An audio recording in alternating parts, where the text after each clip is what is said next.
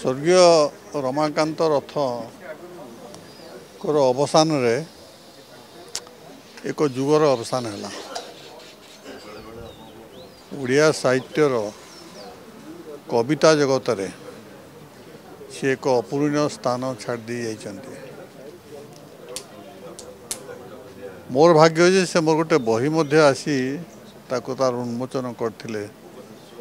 डाकिला मात्र बड़ खुशी से आसी आइथिले। बहुत भल लोक सचोट लोक थिले एवं धराधरी करी कौन सी साहित्य प्राइज मारनवा सेटा तांकर लक्षण नथला। अनेकंकर अछि किंतु तांकर नथिला। सबुदिन मने रखिला भलिया लोकटिए अति सरल जीवन यापन एवं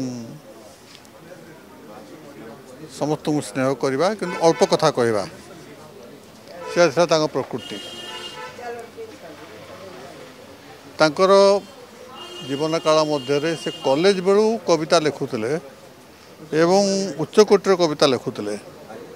कविता संकलन गुड़ा सब अच्छी से सब विभिन्न सब प्राइज पाई। आपन तो शुणी तेणु ए विषय कौन कहबी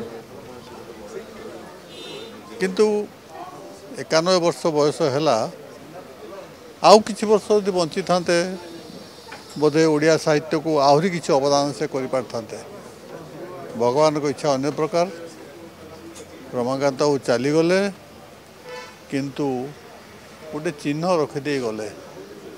ओडिया साहित्य जेतेबेले तार इतिहास आउ थरे लेखा हबो समस्ते नमस्कार समस्ते तांकु ही मने पकेबे।